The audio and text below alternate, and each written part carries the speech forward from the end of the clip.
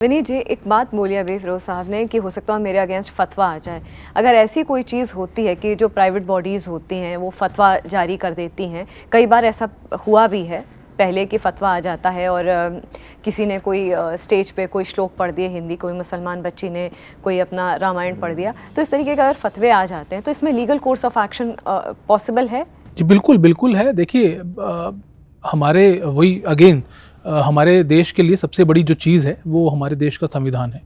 और freedom of speech और expression की बात वहाँ की गई, धार्मिक आज़ादी की वहाँ बात की गई। फ्रीडम ऑफ स्पीच के अंदर जब आर्टिकल 21 की आर्टिकल 19 की बात आप जब करते हैं तो बिल्कुल अगर कोई भी ऐसी चीज़, कोई भी ऐसा फतवा या कोई भी ऐसा मैं कहूँ कि थ्रेट बेसिकली, क्योंकि फतवा जो निकलता है वो 90% जो उसका लैंग्वेज होता है वो एक थ्रेट की तरह होता है, तो बिल्कुल कानूनी प्रावधान है, क्रिमिनल एक्ट मैं मानता हूं कि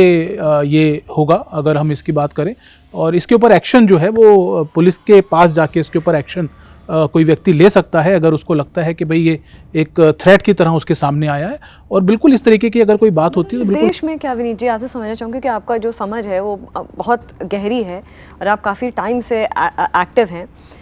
लॉ की दुनिया में, लेकिन क्या ऐसा फतवा का प्रावधान को एक्नॉलेज करता है हमारा संविधान? कोई है ऐसा लॉ? नहीं, ये फतवा हो गया, थ्रेट हो गया, इधर से उस बॉडी ने भी बोल दिया, उस मुस्लिम बॉडी ने भी बोल, और जो बेचारा जो पर्सन है जो कि गंगा जमुना तहजीब को लेकर के आगे बढ़ रहा है उसके खिलाफ तो फतवे हैं।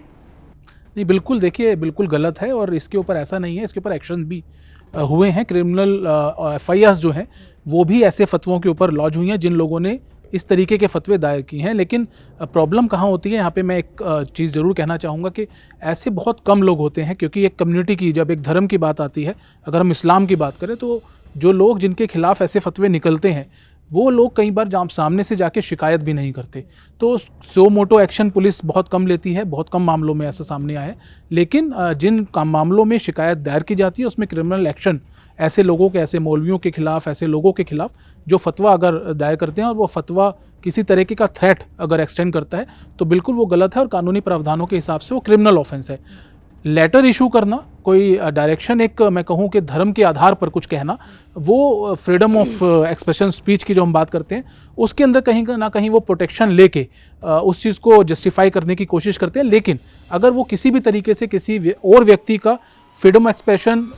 या फिर धार्मिक स्वतंत्रता की आज़ादी जो है उसको कहीं से भी आघात करता है तो बिल्कुल वो गलत है और कानूनी रूप से भी उसके ऊपर एक्शन लेने का पूरा उस व्यक्ति का अधिकार है जिसके खिलाफ वो दायर किया गया।